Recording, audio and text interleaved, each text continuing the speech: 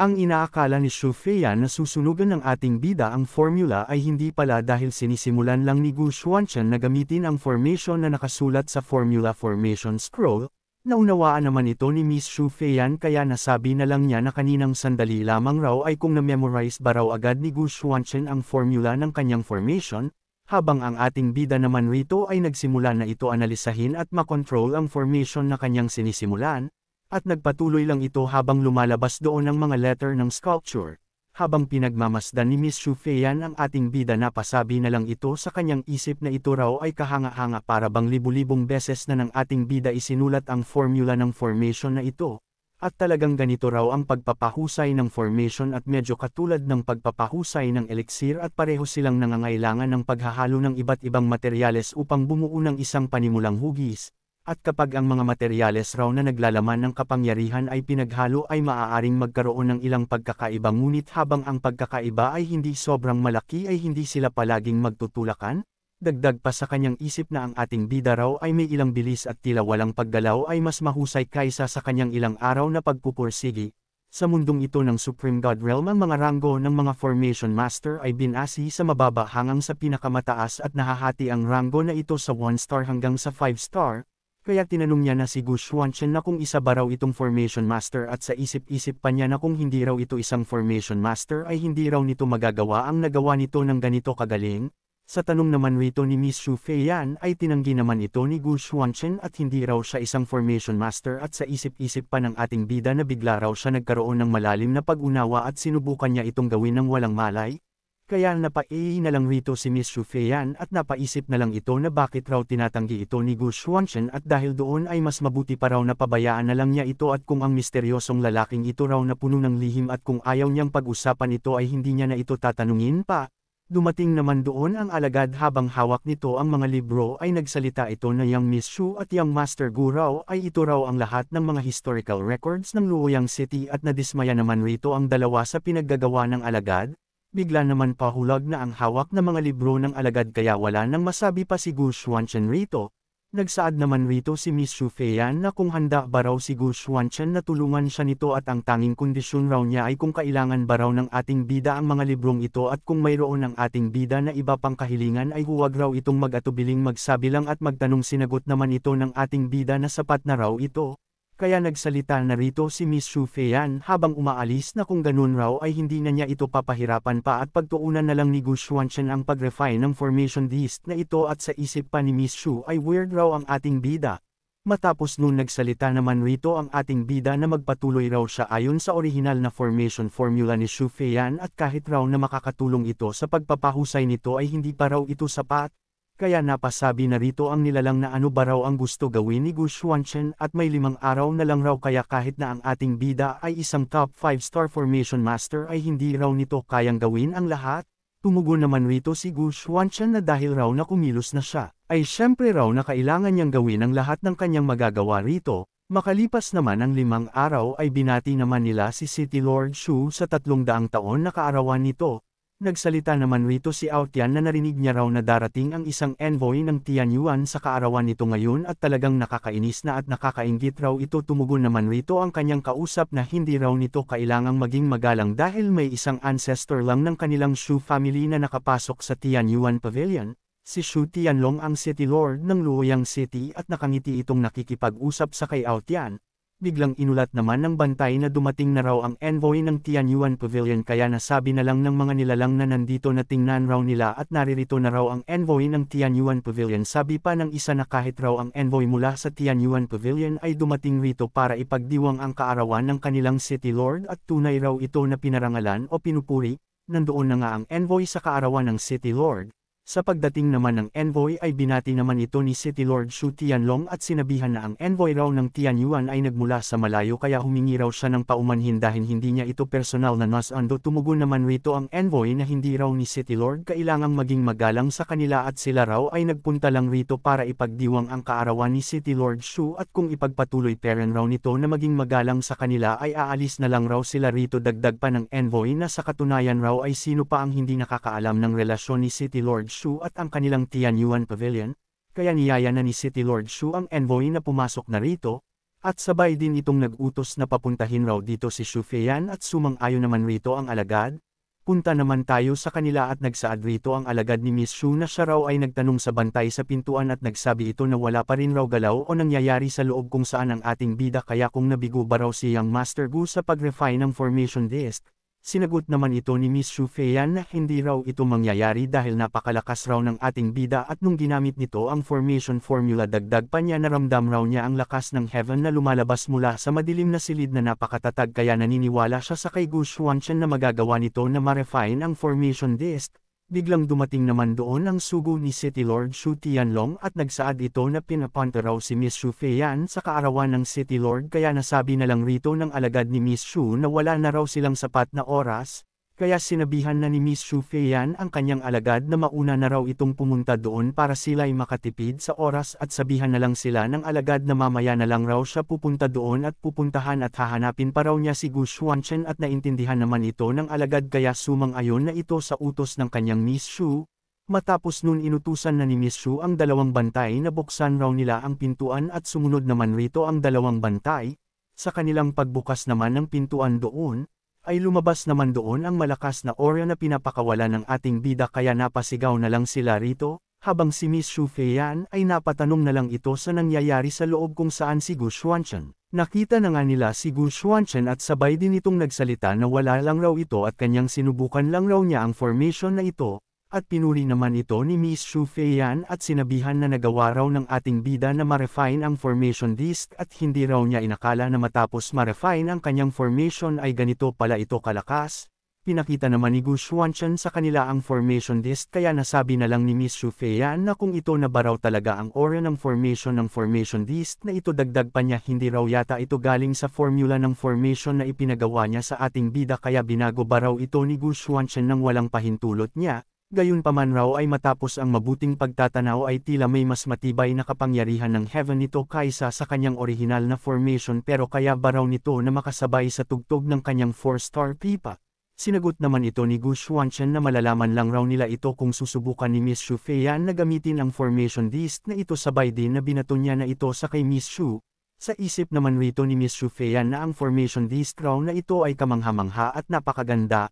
Kasabay din niya itong ginamit na para masubukan niya ang lakas ng formation disc kung makakasabay ba raw talaga ito sa kanyang 4-star pipa. Binalita na nga ng alagad ni Miss Xu ang utos sa kanya ni Miss Xu Feiyan kaya napasabi na lang rito si City Lord Xu Tianlong na ano ba raw ang sinabi ng alagad at kung sinabi ba raw ni Xu Feiyan na mamaya pa ito pupunta rito. Kaya nasabi na lang ng City Lord rito na walang kwenta raw ito at lumala raw ang kagagagahan ng batang ito kaya pupunta raw siya doon at titingnan niya kung ano raw ang pinaggagawa ngayon ni Xu Feiyan kaya pinagpawisan na lang rito ang alagad ni Miss Xu, at bigla naman kinuha ng alagad ang pansin ng City Lord para makatipid sila ng oras ni Miss Xu ngunit, mayroong tunog sila na narinig kaya nasabi na lang rito ni City Lord Xu Tianlong na kung bakit raw na may tunog rito ng pipa. Kaya napasabi na ito na kung si Xu Feiyan ba raw ang tumutugtog ng pipa ngayon at pati na rin ang mga tao doon ay nasabi na lang nila na naririnig raw niya na magaling si Miss Xu Feiyan sa pagtugtog ng pipa at ang awiting ito raw ay dapat lang umiiral sa langit at bihira raw itong marinig sa mundong ito at Panginoon Xu raw ay bago nagsimula ang piging ng kaarawan ay una raw na nagpakita ng kagalingan si Miss Xu Feiyan sa pagtugtog ng pipa kaya si Miss Xu raw ay talagang kahanga-hanga.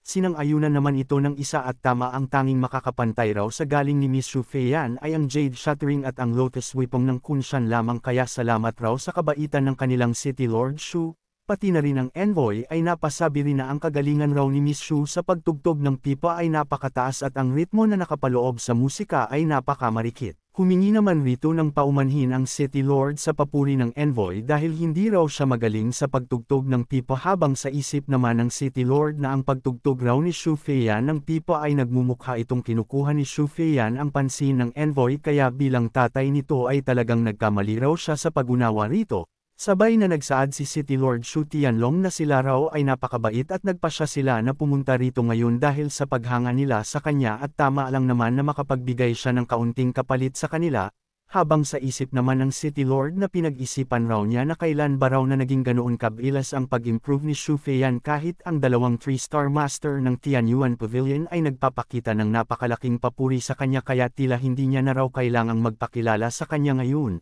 Ngunit ang pagtugtog ni Xu Feiyan ng pipa ay nagpapatuloy ito at lumalakas. kaya nasabi na lang ng isa na bakit raw ang musika na ito ay naging ganito kapaksa at hindi niya na raw kayang panatilihin na makatayo pa siya rito. Sinang-ayonan naman ito ng iba at maski sila ay di na kinakaya pa ang tunog ng pipa. At napasabi na ito na ang pamilya raw ng City Lord ay talagang at hindi niya na ito naituloy sa pagbigkas dahil ito'y nakatulog na. Kaya napaisip na rito ang envoy na ang lakas ng Heavenly daw sa musikang ito ay napakalakas at ang mga taong may mataas lamang na antas ng cultivation ang kayang makatagal sa musika na ito at kung ang antas o realm raw ay hindi sapat na mataas at hindi nakainom ng ningsiyang pills ay talagang hindi makakatiis dito, habang ang City Lord ay kumilos na ito at napaisip na kung ano ba raw ang gagawin rito ni Xu Feiyan at kung magpapatuloy raw ito ay tiyak na ma-wipe out ang kanilang mga bisita. Pati na rin ang dalawang envoy ay mabilis rin na papunta na sa kay Xu Feiyan at nilagpasan lang nila ang City Lord nang walang kahirap-hirap. Habang nagpapatugtog naman rito si Miss Xu Feiyan ay napaisip ito na ang formation raw na ito ay comfortably ito sa kanyang 4-star pipa at parang ito raw ay nilikha upang tumugma sa kanyang bawat melodya na kanyang nilikha.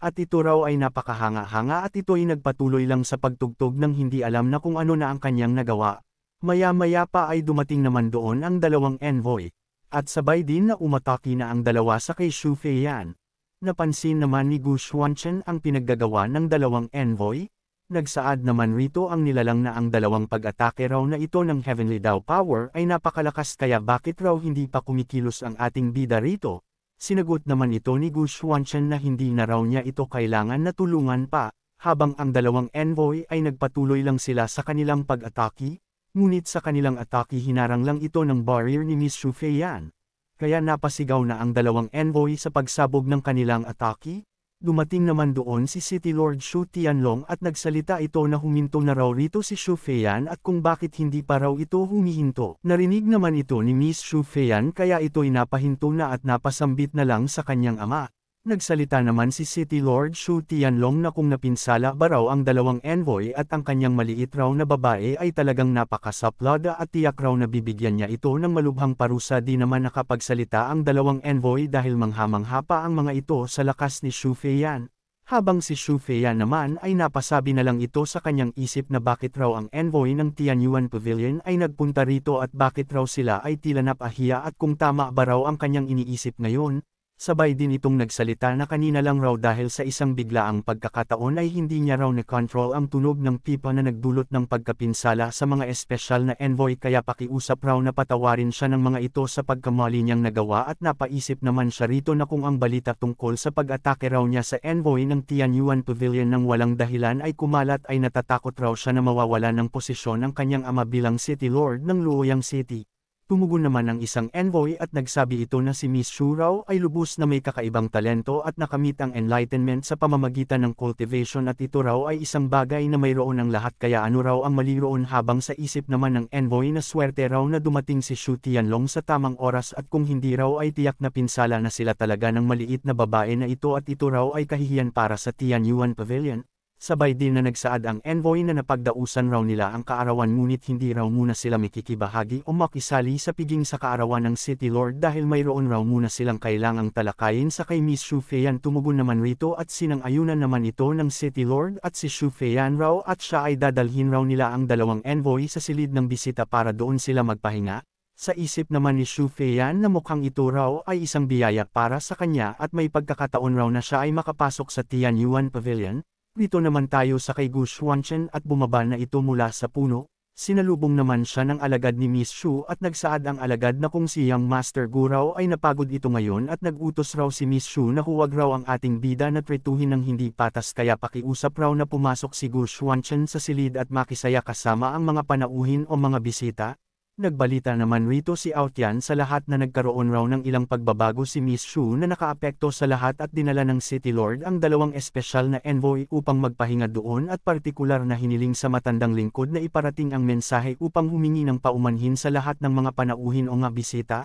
Kaya nasabi naman nila na ang City Lord raw ay napakabait at makakakuha raw si Miss Xu ng ilang kaalaman kapag dumating ang dalawang espesyal na envoy upang bumisita at ito raw ay biyaya ni Miss Xu. May tumawag naman sa alagad kaya nagsabi na ito sa ating bida na aalis lang raw siya sandali at babalik lang raw siya. At napansin naman ng membro ng Luo family si Gu Xuanchen. Ang nasa right side ay si Luo Wen, ang pinakamatanda na anak ng Luo family. Nagsalita ito na hindi ba raw ito ang taong nakipagkompetensya sa kanila noon at ang personal na katulong ni Miss Shu ay personal na ginagabayan ng ating bida. Ang sa left side naman ay si Luo Wu. Nagsabi rin ito na ang kapal raw ng mukha ni Gu Xuanchen na nakatutok ito sa kay Miss Shu at parang isang palaka raw ito na gustong kumain ng karne ng swan at may biglang dumating naman na nasa gitna ito at nagsalita ito na tumahimik raw ang dalawa at hindi naman raw nandito si Miss Shu ngayon at nag-iisa lang ang ating bida doon, kaya bakit raw hindi na lang sila na maghanap ng libangan. Napangiti naman rito sila Luo Wu at Luo Wen,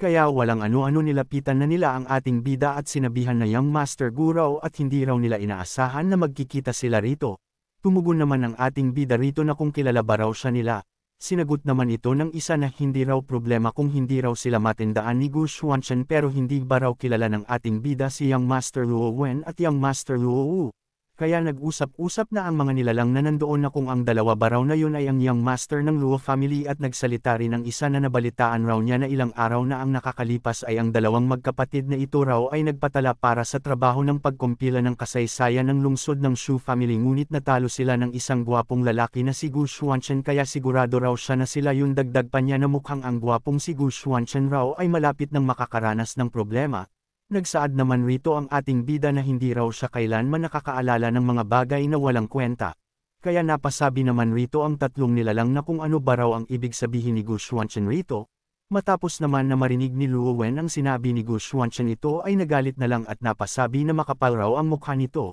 Kasabay din na naghanda na ang dalawa ng pag-atake at nasabi na lang ni Luo Wen na gusto raw niya na makita kung ano ang katapangan raw ng ating bida para sabihin nito ang mga bagay na ito sa kanyang harapan, at nagsabi rin rito si Luo Wu na kung hindi raw niya mabugbog si Gu Xuanchen ngayon ay silang dalawang magkapatid raw ay maglalaho sa lungsod ng Luoyang. Nasabi na lang rito ng isa na kung ito na ba raw ang pinagmamalaki na special move ng dalawang magkapatid na Heaven and Earth Spinang. Pinakawalan na nga ng magkapatid ang kanilang atake at patungo na ito sa ating bida, habang si Gu Xuanchen naman ay napaiwas na lang ito. Nasabi na lang niya na nakakaramdam na raw siya ng pagkahilo. Nagsaad naman ang isang nilalang na kapag ginamit raw ang Heaven and Earth Spinning move ay magbubuo ito ng isang napakalakas na vortex ng enerhiya ng espiritu, at buti na lang raw siya ay nakahanda, at ito rin raw ang masamang kapalaran ng gwapong lalaki na pinag-atake ng dalawang magkapatid sa oras na ito, at natatakot raw siya na hindi ni Gu Xuanchen kayang tiisin at mahahati ito sa mga piraso. Dagdag pa niya na sa katunayan raw dapat mong malaman na kahit na ang mga realm nila Luo Wen at Luo Wu ay hindi mataas, ay kapag sila raw ay nagkakaisa upang umatake, ang kanilang lakas raw ay kapareho ng lakas ng nasa peak stage ng spiritual transformation realm, habang si Luo Wen ay nagsaad ito na matatalo na raw si Gu Xuanchen sa kanilang pinakawalan na atake, kaya maghanda na raw itong mamatay.